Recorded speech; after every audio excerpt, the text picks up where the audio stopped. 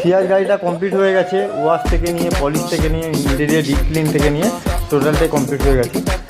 তো আপনাদেরকে আমি গাড়িটা দেখাতে চাই, চলুন গাড়িটা কেমন কাজ হয়েছে দেখাই আপনাদের।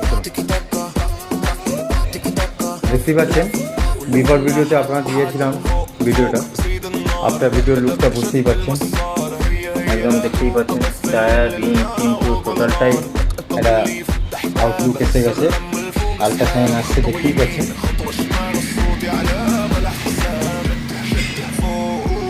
বুঝতেই পারছেন গাড়িটা একটা পলিশ হওয়ার পর একটা গাড়ির গ্লেজ আলাদা টাইপ এসে যায়, যেটা আপনারা বুঝতে পারছেন। একদম পিট পিট কাজ হয়েছে।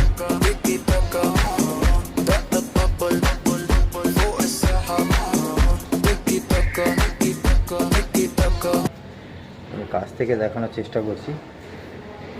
আর এটা হলো বাইরেটা, ভেতরটা আপনাদের দেখাবো। ভেতরটা দেখুন, বিফোর ভিডিও দেখেছেন, আফটার ভিডিও দেখছেন, দেখে আপনারা নিশ্চয়ই বুঝতে পারছেন ডিফারেন্টটা।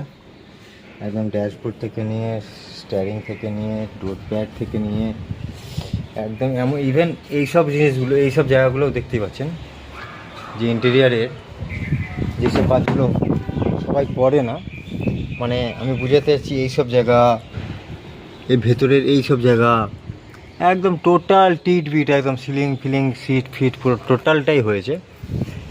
যদি কাজটা ভালো লেগে থাকে আপনাদের নিশ্চয়ই কমেন্ট করবেন আর পেজটাকে ফলো দিয়ে রাখবেন।